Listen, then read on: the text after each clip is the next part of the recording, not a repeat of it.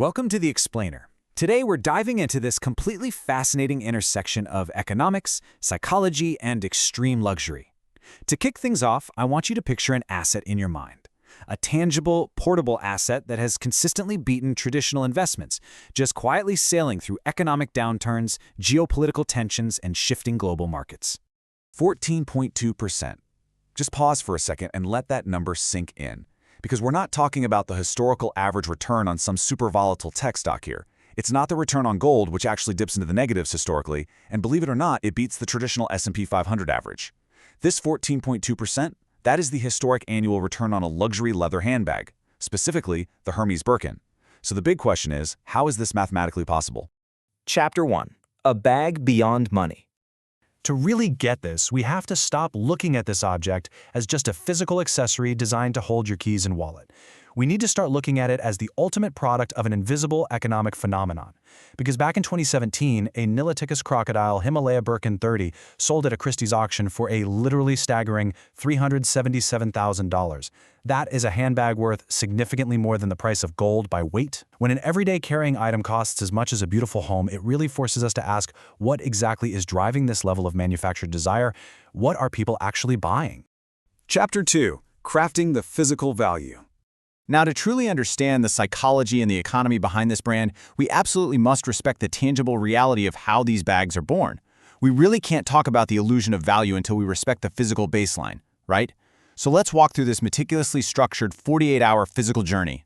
Get this, Hermès artisans spend 5 entire years training before they're ever allowed to even touch their first Birkin. The whole process starts with some extreme gatekeeping, where only the top 30% of premium leather hides even qualify for production. Then comes the actual construction. They use a 2-needle saddle stitch technique that dates all the way back to the 1800s. It's the exact same method they originally used for horse saddles. And just sealing and hand polishing the leather edges, which is called burnishing, takes over 4 hours. No machines, no shortcuts. But here is the absolute defining feature of all this physical craftsmanship: the one artisan rule.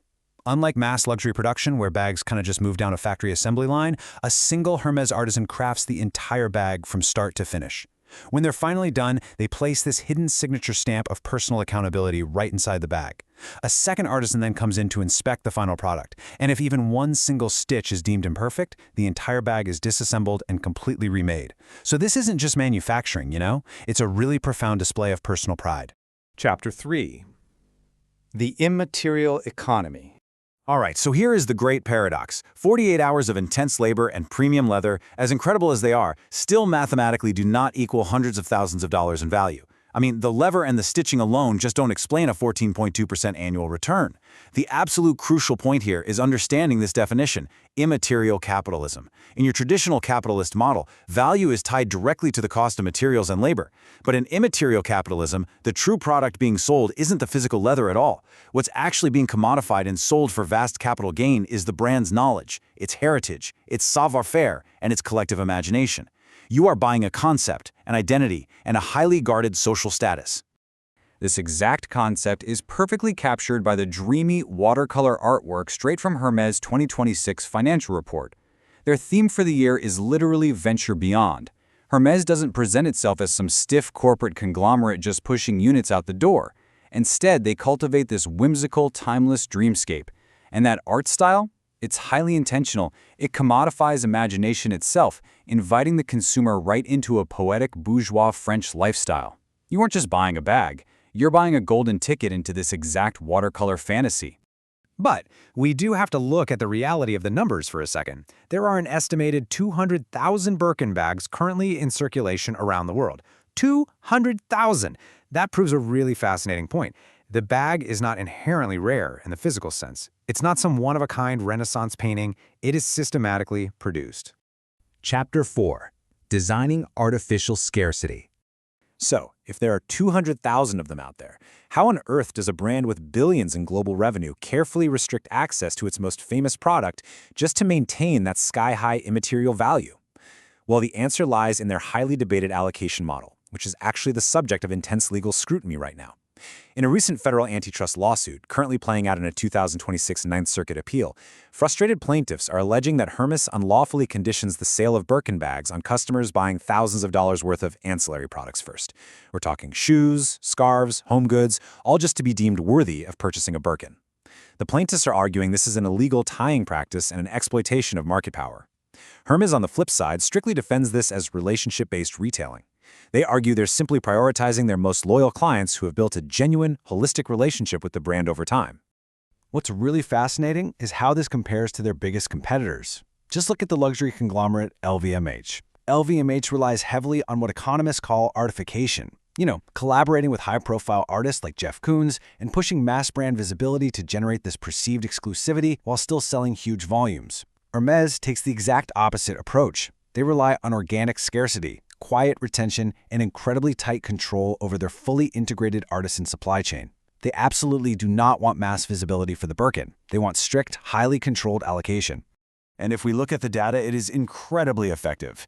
Despite those antitrust lawsuits and all the complex 2026 geopolitical tensions impacting the broader luxury market, Hermès still reported a staggering 4.1 billion euros in first-quarter revenue for 2026 alone. Their scarcity model, whether you view it as genuine relationship building or an exclusionary tactic, possesses immense financial resilience. It just works.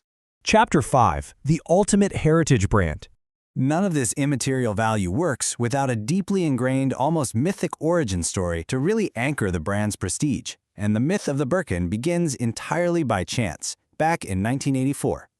The English-French actress Jane Birkin is on an airplane, and all the contents of her straw weekender bag suddenly spill out of the overhead compartment.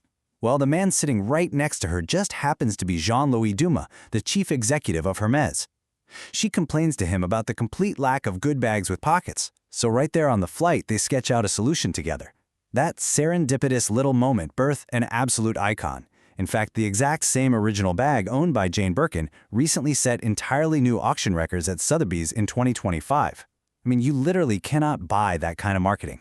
Which brings us to this incredibly telling quote from the current executive chairman, Axel Dumas, from their April 2026 report. He states, "The fundamentals of the Hermès model are more than ever a differentiating strength." And he's totally right.